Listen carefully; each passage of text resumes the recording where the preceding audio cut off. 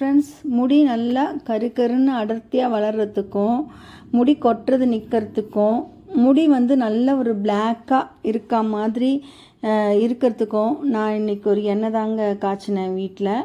அதுக்கு நான் 2 கைப்பிடி கருவேப்பிலை, 2 கைப்பிடி செம்பருத்தி இலை, 2 கைப்பிடி மருதாணி இலை, 2 கைப்பிடி வந்து கரிசலாங்கண்ணி சேர்க்கணும். என்கிட்ட அந்த கரிசலாங்கண்ணி கிடைக்கலைங்க இன்றைக்கி.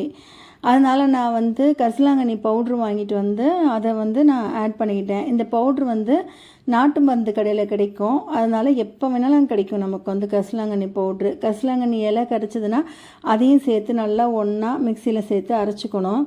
இது எல்லாத்தையும் நான் ஒன்றா மிக்சியில் அரைச்சிட்டு அந்த பவுட்ரை வந்து நான் கலந்துட்டு அதில் நல்லா கலந்துட்டு அதில் வந்து நம்ம தேங்காய் எண்ணெயை ஊற்றி தேவையான அளவு 1 லிட்ரு 1.5 லிட்ரு எவ்வளோ தேவையோ உங்களுக்கு அந்த அளவுக்கு நீங்கள் தேங்காய் எண்ணெய் ஊற்றி நல்லா அந்த வந்து கலந்துக்கணுங்க.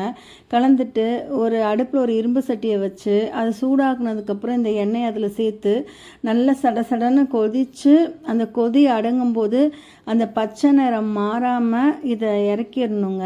ஆஃப் பண்ணி நல்லா அதை ஆறுனதுக்கப்புறம் நல்லா வடிகட்டிட்டு ஒரு கண்டெய்னர் ஜார்லேயோ இல்லை ஒரு பாத்திரத்தில் நல்லா மூடி போட்ட பாத்திரத்தில் வச்சு நீங்கள் நல்லா ஆயில் வந்து தலையில் அப்ளை பண்ணி 1 மணி நேரம் கழித்து நல்லா தலையை வாஷ் பண்ணிட்டீங்கன்னா முடி நல்லா கொட்டாது, நல்லா கருப்பாக இருக்கும். ஹேருக்கு ரொம்ப ஹெல்த்தியும் கூட. இது நான் சின்ன வயசுலேருந்து எங்கள் அம்மா இந்த மாதிரி தான் எனக்கு சின்ன வயசில் இந்த ஹேர் க்ரோத்துக்காக இது வந்து பண்ணி கொடுப்பாங்க. இது ரொம்ப நல்லா இருக்குங்க. நீங்களும் உங்கள் வீட்டில் ட்ரை பண்ணி பார்த்துட்டு இதோட ரிசல்ட் எப்படி இருந்துச்சுன்னு நீங்கள் கமெண்ட் பண்ணுங்கள். கண்டிப்பாக இது ரொம்ப சூப்பராக இருக்குங்க.